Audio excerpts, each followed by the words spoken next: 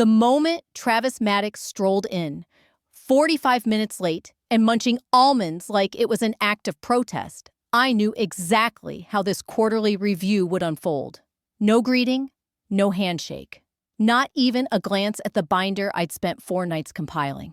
He dropped into the conference chair like it offended him and grunted. "Let's keep this short." I slid the contract summary across the table, with the kind of smile you wear to a courtroom sentencing mine in this case. Briarfield Logistics. Just signed the 5-year renewal. I said steady, full stack package, 10.5 million odds. I negotiated a 6.5% increase without tripping their legal flags. That puts us 21% over Q2 projections. Travis skimmed the top page, then pushed it back like it smelled wrong. "That's expected," he said. "You're a director, not a miracle worker." I swallowed the heat crawling up my throat. There was also a written agreement, a performance bonus, for securing the largest renewal in company history. He leaned back, chewing slower now. The results, he said, voice stretched and smug, belonged to the company. Not you. There it was. Not a no. Not even a delay. Just a surgical slice through my contribution. Like I was a printer jam. No acknowledgement of 19 months of crisis calls at 2 a.m. No recognition of the time I drove overnight to their Ohio data hub to smooth over a rollout debacle. Nothing for saving the deal while every other department drowned in turnover. The results belonged to them. My ears rang, not from anger, not yet. Anger needs breath.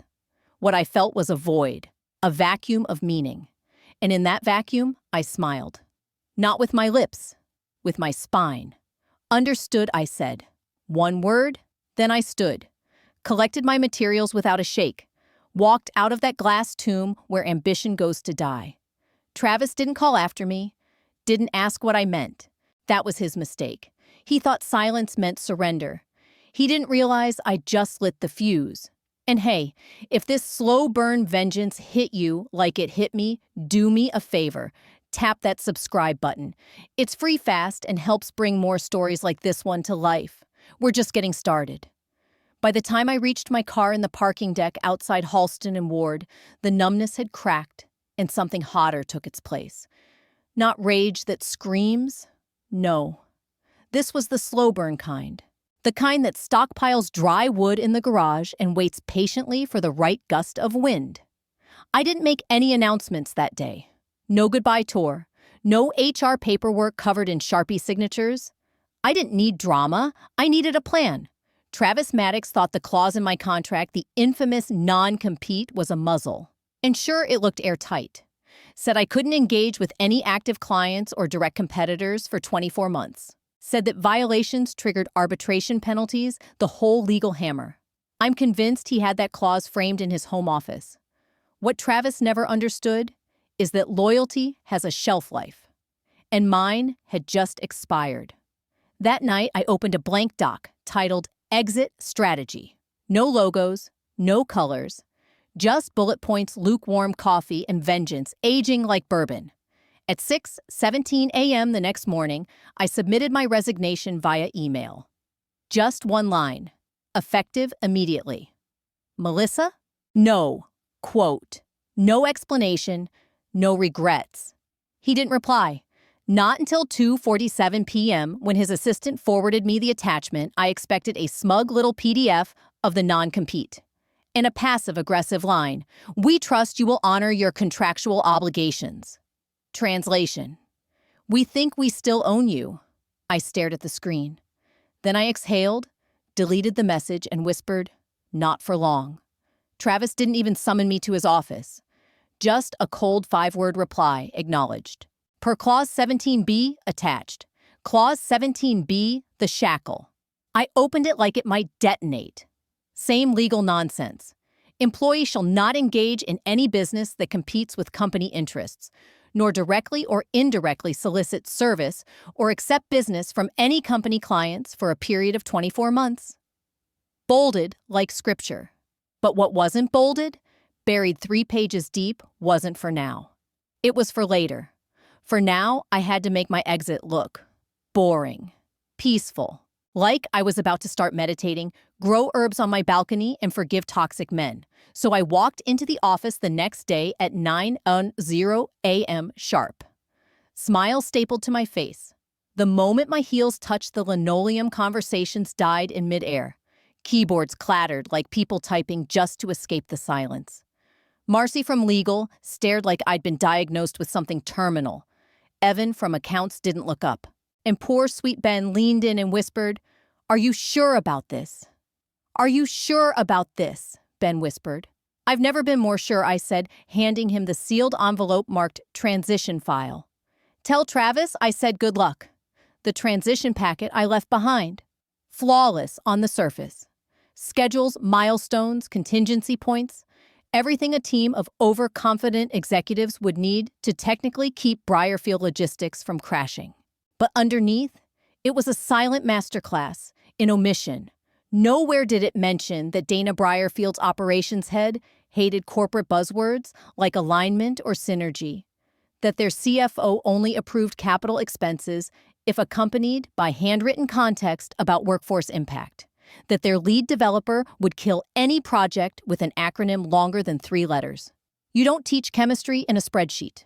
You build trust by remembering coffee orders, flight preferences, and unspoken tolerances. And Travis. He didn't even know Dana's title, let alone the kind of blazer she wore when she was in no mode. Around noon, Travis emerged from his office like a man who mistook smugness for power. "Melissa," he said, all affected charm, "and shark teeth just want to acknowledge your time with us. You've been dependable. That said, Briarfield is our client. We'll enforce your non-compete to the letter." I held his gaze like a mirror and said, "Cool, and even you should." That rattled him. He expected a plea or fear. What he got was something colder. I let him marinate in it while I packed. Staplers, folders, my coffee mug with the chipped handle from Q2 onboarding. I even left behind my desk plaque, still warm from too many years of overperforming. No farewell speech, no handshakes, just one final walk through the bullpen. Silent, deliberate. Let them decide for themselves if it was bravery or burnout that carried me out the door. At 3:14 p.m., I sat at my kitchen table with a cold beer and a blank Google Doc titled, "What Comes Next?" It didn't blink back. Day 3 of unemployment hit like an unexpected gust off Lake Michigan, sharp and cold. The adrenaline was gone. All that remained was the vacuum. No Slack pings, no emergency emails, no. "Can you jump on a quick call?"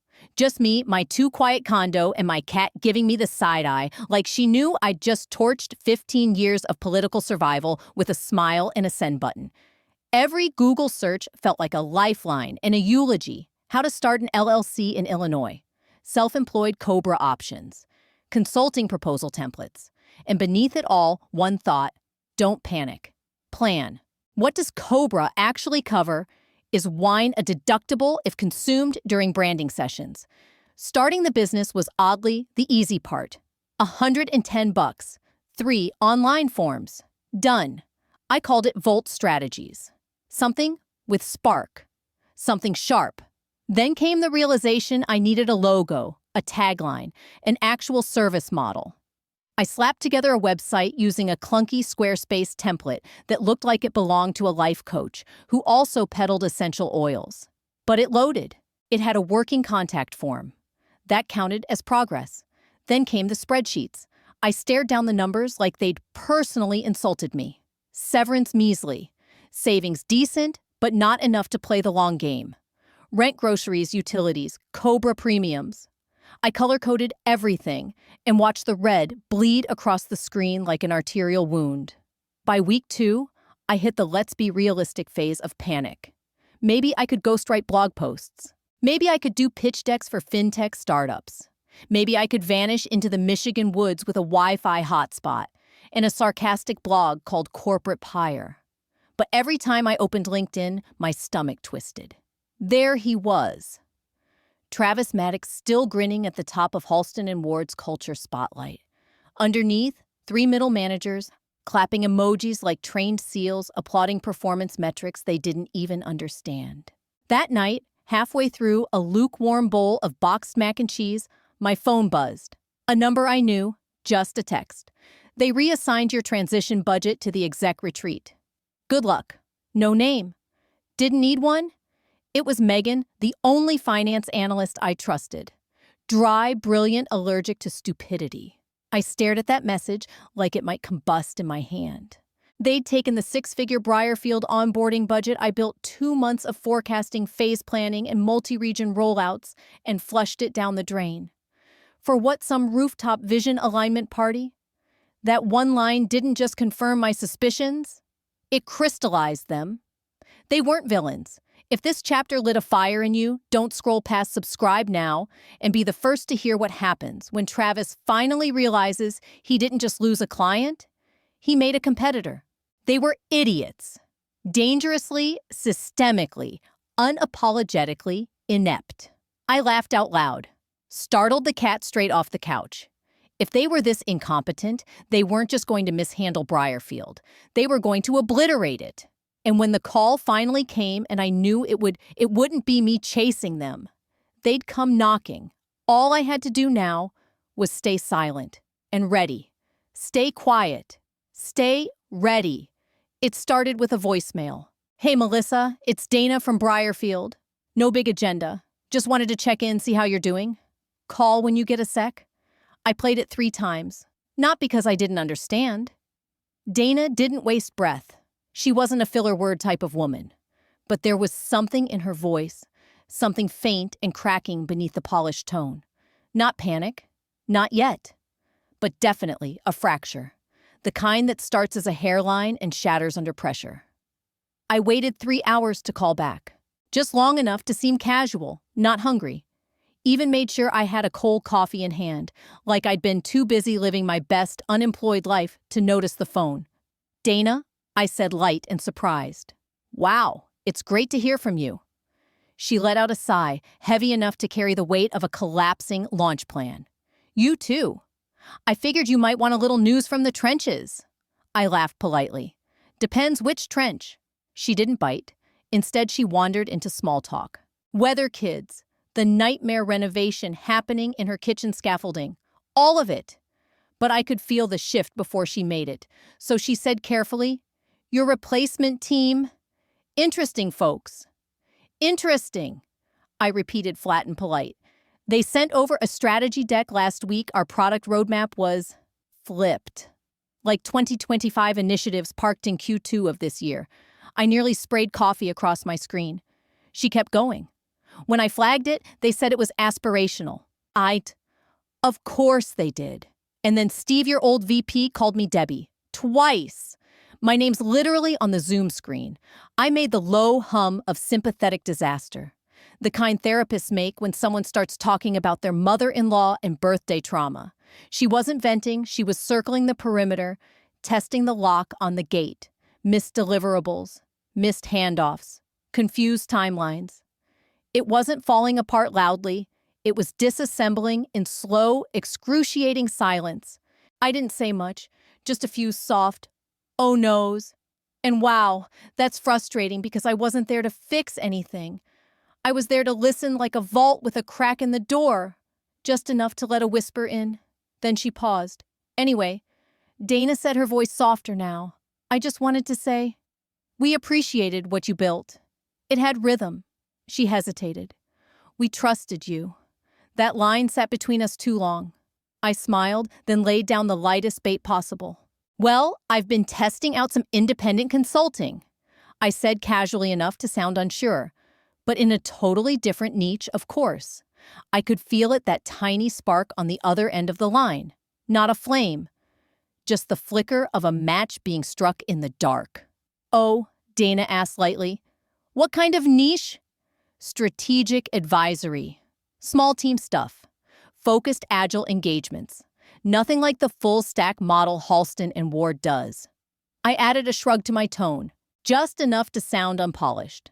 Like I hadn't spent 2 weeks rewriting my website copy around that exact pitch. Dana didn't press. She was too smart for that. Corporate trained, same as me. We'd both sat through too many boardroom strategy sessions to walk into anything head-on. But her goodbye was warmer than protocol required. And the last thing she said before hanging up, Let me know if you know. Unniche. When the call ended, I didn't smile. I stared at the wall still. Pulse in my ears. That was it. The first tremor. If the cracks were surfacing now, all I had to do was wait for the pressure to build. The next morning, I was in Jill Callahan's law office. Her space looked exactly like the kind of place someone's legacy gets quietly dismantled. No pastel affirmations, no framed degrees. Just dark walls, legal books with spines like armor, and a single bonsai trimmed to near military perfection. Jill didn't offer me coffee. She didn't waste a second on pleasantries. She motioned to the chair, opened a red folder, and said, "This is Clause 7B, correct?" I nodded. The ball and chain. She flipped through the document. Brow smooth. Expression unreadable. I'd chosen her for this very reason. Jill had a reputation for surgical precision and zero tolerance for legal fluff. She once reduced a multinational VP to tears during a deposition over one loose NDA. She was exactly the type of scalpel I needed. After 5 minutes of silence, she tapped a finger against the page. Okay, it's aggressive. Overreaching but enforceable technically. No soliciting past or present clients. No competitive offerings. No staff poaching. Duration 24 months. My stomach dropped, but then her eyes lit with something sharp. There's a gap, she said. I blinked. A gap. She flipped to page 7. It says you can't solicit or accept business from their clients, but nothing about being approached. For services your former employer doesn't offer. My breath caught. That was the opening. They'd need to prove you initiated contact. Jill said, calm as ever, that you're offering services directly competitive with Halston and Ward. So don't pitch. Don't advertise anything that smells like your old job. I nodded slowly. Redefine yourself, she continued. Make your niche so narrow they can't legally touch you. I felt something stretch across my face, foreign but familiar. A real smile, one I didn't have to fake. What if I said slowly, Volt positions itself around strategic micro-implementation, no full-service anything? Just early-stage architecture, recovery projects, stakeholder alignment, recon for broken timelines. Jill grinned like a shark. That's not what they sell. And as long as they come to you first and trust me, they will, you're golden. She paused. But document everything. Every message, every call, every blink. This only works if we can build a clean chain of evidence. I left her office with a legal folder, a retainer fee that made my chest ache, and for the first time in weeks, a hit of oxygen that reached my lungs. That night, I gutted my website. I tore down every trace of my original pitch. The new headline read, Volt Strategies, Precision Recovery for Enterprise Drift. No mention of account management. No hint of campaign oversight. Just surgical strike language for systems on the brink. I built 3 new pages. What we do, what we don't, and reach out if you must. Every word was a tripwire. Every sentence, a shield. I wasn't building a business anymore. I was building a fortress disguised as a lighthouse. Just visible enough to be threatening. Just out of reach to stay untouchable. When Dana called again, there was no pleasantry this time. No chat about kids or her kitchen. Just 5 clipped words, is now a bad time. I sat up straighter. 1 tab open to my expense sheet, still wearing pajama pants under the only clean blouse I had. No, I said carefully. What's going on? She exhaled, the kind of sigh that deflates the whole room. They broke it. Broke what the data stream integration for our North Star launch. My stomach dropped. It's dead, she continued. They pushed a sandbox version from another client into our test environment. Overwrote the entire pipeline. And no rollback, none. They didn't even catch it for 48 hours. North Star wasn't just important. It was everything. The flagship initiative, multi-market, multi-channel, quarter-defining, and now, gone. If Briarfield missed the North Star milestone, their Q3 earnings would implode publicly and loudly. I said nothing. Let Dana fill the space. They sent us a half-hearted apology memo, she continued, and an updated timeline that pushes launch to late September. She exhaled sharply. Legal's reviewing the service agreement now. If we find cause, and believe me, we're pulling the plug. And then came the sentence that cracked everything wide open. If you can provide these services, she said slowly, every word deliberate, like a wire being clipped on a bomb, we'd like to open a discussion. My pulse jackhammered in my chest like it was trying to escape. I forced myself to breathe through it. This was it, the pivot, the moment everything changed, and it had to be handled with the precision of bomb disposal. Steady hands, no missteps, Dana. I said carefully. Volt's scope is extremely narrow. We don't offer managed services. We don't replace full-cycle vendors. I'm not asking for replacement. She snapped her composure, fraying. I'm asking for a solution. She continued, voice firm but trembling. We need planning, alignment, a rebuild on the data backbone. We'll handle execution. We just need the damn thing pointed in the right direction before next Friday's board meeting. I stayed quiet. She didn't. I'm not playing games, Melissa. We have budget, we have authority, and we have a complete disaster on our hands. I've cleared this internally, and I could hear it now under the polish. Dana wasn't just tossing a lifeline. She was clinging to one. Okay, I said finally. I'll draft a proposal. Strictly under Volt's scope. Strategic guidance. A diagnostic sprint. There was a pause. Then, yes. Too fast. Almost desperate. That's perfect. Send it to me tonight. I'll get procurement to pre-approve. We hung up. I stared at my phone for a full minute. Then another. And then I bolted to the kitchen and threw up in the sink. It wasn't fear, not quite. It was certainty. The weight of the moment. The point where hoping for a chance ends and realizing the spotlight is already on begins.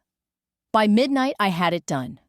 3 pages, 1 sprint, 6 laser-focused deliverables.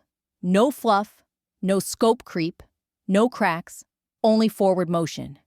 And I named it the way it deserved to be named, Volt Strategies. North Star Recovery. Phase 1. Just the precise scalpel cuts needed to stabilize a collapsing launch. I titled the file Volt Strategies. North Star Recovery. Phase 1. PDF timestamp 12:02 a.m. I hit send. No fireworks, no corks popping, just the soft hum of my laptop fan and the thudding echo of my own pulse. The door had opened, and I had stepped through. At 7:19 a.m., just as I was pouring milk over a bowl of cereal, my phone rang. Unknown number, but I recognized the tone before the voice. Melissa, it's Kim. Hang up. Kim Patel, former project manager at Halston & Ward. The only one who ever truly understood that critical path wasn't about hiking trails. They're losing it, she hissed. Travis called in all hands like DEFCON level. Legal notice was served this morning. My hand froze mid-pour. Milk flooded over the bowl, soaking the placemat like it was trying to disappear. Notice I asked, voice thin. 30 days, she said. Termination of the master service agreement. They cited 4 documented breaches. She paused, and they CC'd half the procurement chain. The air around me went still. He said your name 6 times in 5 minutes. You're the headline, Melissa. I didn't answer. My mind was already sprinting through the checklist. No solicitation, no outreach. Every contact initiated by Briarfield, emails documented, proposal archived, scope legally distinct. Jill had copies of everything in triplicate. But still, Travis Maddox screaming my name in a company-wide meeting. What exactly did he say? I asked, clutching the counter. That you sabotaged the transition, Kim said. That your documentation was deliberately vague. That you left landmines and walked away on purpose. She hesitated. He called it a hostile takeover. Said you used insider knowledge to poach the client. I blinked. That man thinks I orchestrated corporate warfare. With Google Docs, Kim gave a dry laugh. Legal's drafting something. He's out for blood. Said, quote, she won't get away with this. Silence settled. Then she added quieter. I just thought you should know. I thanked her. We hung up. And there I stood, spoon limp in my hand cereal soggy heart, oddly steady. Not with glee, nothing that light. It was the kind of smile you give a fire you lit from across the street. Travis wasn't just angry, he was rattled. And that meant only one thing. He knew the collapse had already started. He just needed someone else to blame. Let him scream. Let him draft. Let him burn. Let him print out 300 pages of legal tantrum. He still didn't understand. He didn't lose Briarfield when the system failed. He lost them the moment he treated them like a line item. And he lost me the moment he treated my work like company property. Now he was spiraling, caught in the undertow of his own mediocrity, flailing and blaming the tide for going out. Still, I wasn't naive. I called Jill. She picked up on the first ring. I assume you've seen it. Yup, I said, pacing the kitchen, all over my inbox. His general counsel CC'd me on a draft that reads like an MBA student's first tantrum. Do I need to be worried? Not unless you lied, she said smoothly. Which you didn't.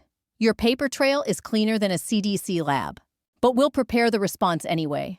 Let him drown in his own noise. I nodded even though she couldn't see me. I felt calm, centered, cold even, steady. Let Travis bark. Let him threaten. My firm was built like a scalpel, and the first cut had already landed. The email arrived at exactly 9:04 a.m. Of course it did. Travis always did love punctual theatrics. The subject line tried to roar. Unauthorized interference with client relationship pending legal action. I opened it without ceremony, sipping my coffee like it was a war trophy. The body was exactly what I expected. Chest-thumping, claws-bending, and bloated legalese delivered in the passive voice.